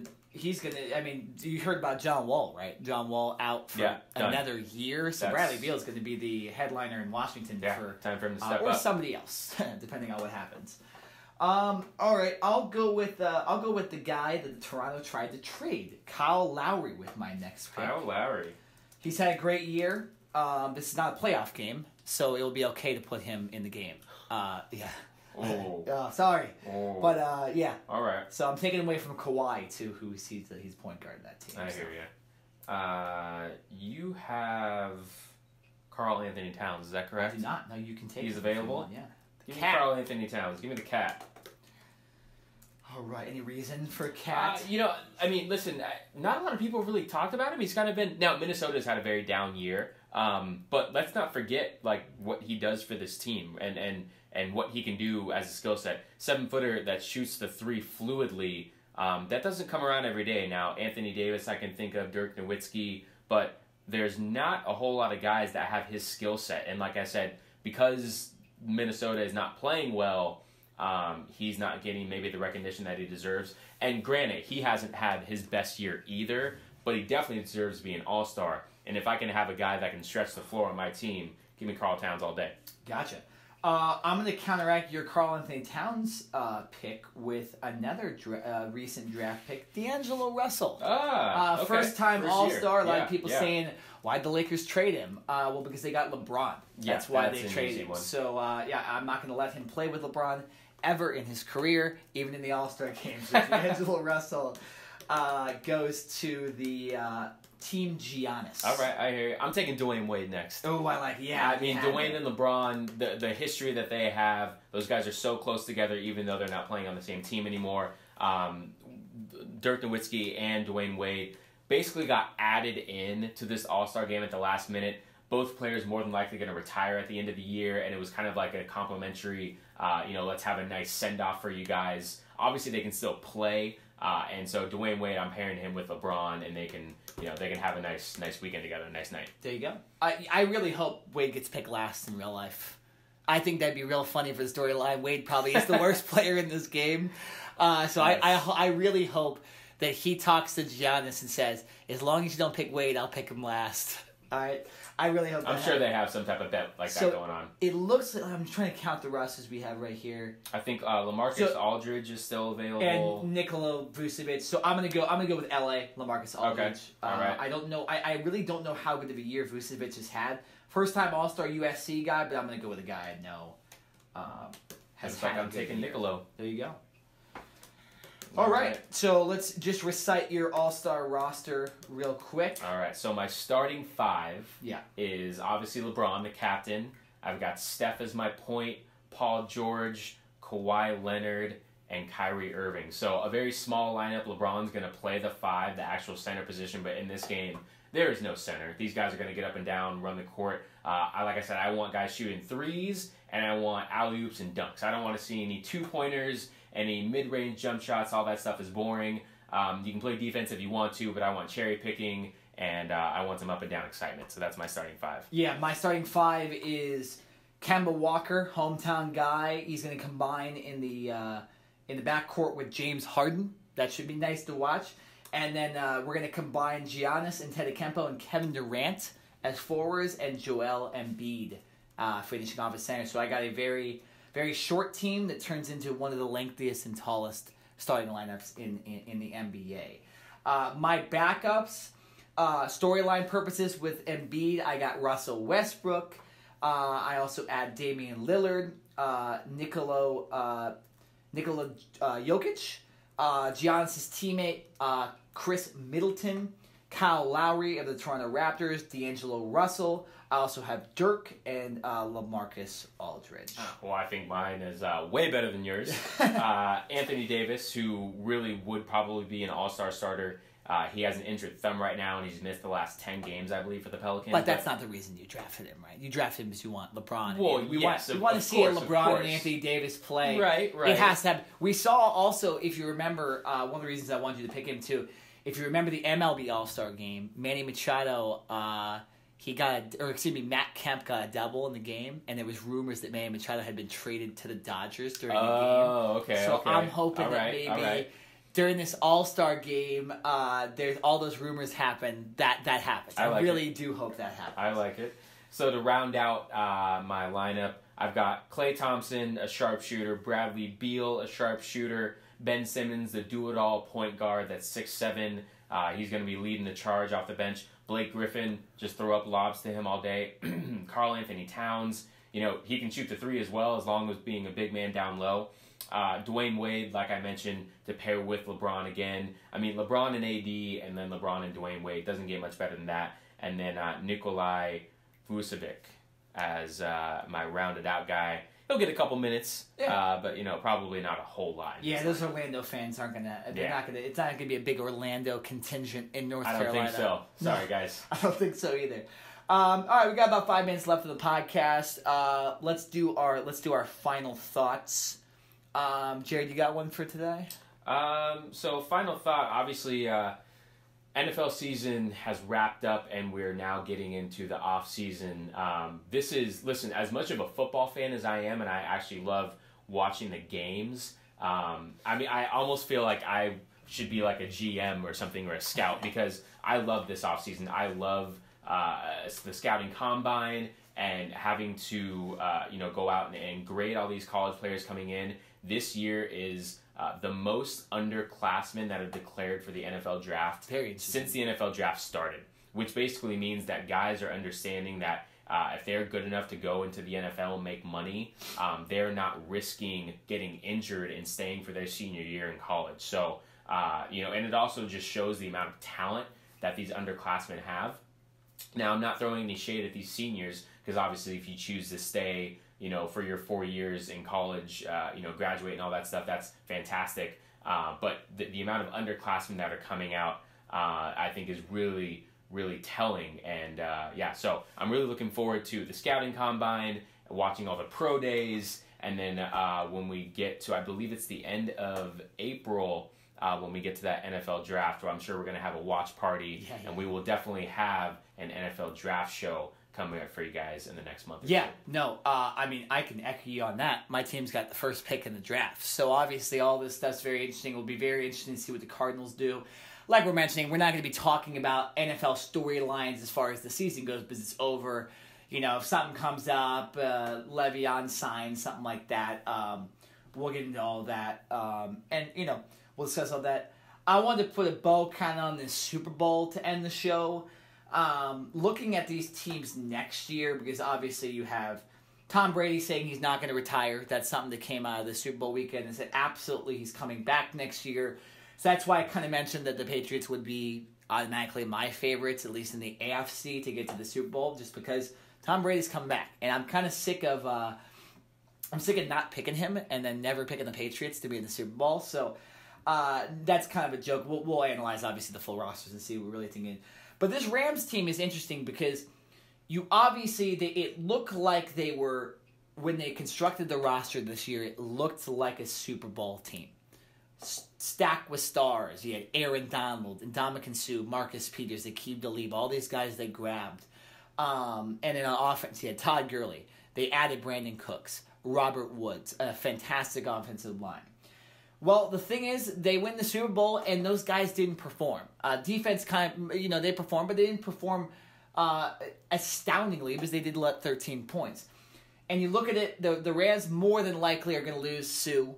They're more than likely going to lose Joyner, and they might have to release or trade away Mark Barron. But mainly on offense, they're going to kind of be the same team. So this Rams team is not going to be too far off of the Super Bowl next year either. They're definitely going to be favorites in my mind. You don't know if Andrew Whitworth, their starting left tackle, is going to sign as well. But you look at the two Super Bowl teams, you got to think that we got to see what Gronk does if he retires. But you got to pretty much think this Patriots roster is going to look same role. They'll figure out a way to make the playoffs and probably get in the Super Bowl again.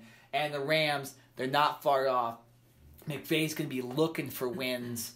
They're probably going to keep Wade Phillips, and they're probably going to keep most of the rest of their coaching And they staff. get Cooper Kupp back as well. well. Yeah, exactly. Huge. Who a lot of people thought in that Super Bowl was a big factor, and that was one of the reasons they couldn't score, because they stopped Robert Woods and Brandon Cooks dropped some passes and stuff like that, so they didn't have that extra mileage on all these players. But so that's my bow on that. Look for these two teams to possibly be in the Super Bowl once again next year. Or the Cowboys, just saying. Maybe even the Cardinals. Not joking about it, but I mean, you know what? You should go to Vegas right now and put like $50 on the Cardinals making it to the Super Bowl. I guarantee you. Did you hear about the fan that went to Vegas? Bet that the Rams would only score 3 points. He put no way. There's no way that happened. $250 that the Rams would only score 3 points. Obviously, the Rams only scored 3 points. He won $100,000. That missed field goal by Zerline at the end won that guy $100,000. Wow! How crazy is that? That's actually incredible. Hey, go to Vegas and put $50 on the Cardinals. I don't know. Where can you bet that a team's going to score a certain amount of points? 3 points, and he put $250 on it. Good for him. Now he won $100,000. Good for him. I mean, he must have a lot of money, because I wouldn't be throwing $250 around. I wouldn't either, but that's just ridiculous and insane. And with all the crazy prop bets that go on and all this other stuff, the fact that he lucked out and got that one right. I mean, good for him. I can't do anything but applaud him on that one. Hey, there's a lot of teams that have gone, worst to first, or Rams were in last. A couple years ago, they were in the Super Bowl. Philadelphia was in last. You never know. Just saying, the Cardinals. Just saying. All right. You get the music right there, obviously playing in the background. If you're watching or on YouTube, if you're watching on Facebook Live, you're like, what? Why there's no music? Just us. Yeah, just us. But nonetheless, great podcast again today, Jared. Tying a bow on the NFL season. Right. Talking about this Anthony Davis stuff, and picking our rosters, even changing bodies for today's podcast, turning into Giannis Antetokounmpo and LeBron James. So good podcast today. We'll be back next week talking about more sports and other stuff. All right. Signing off. See you next week.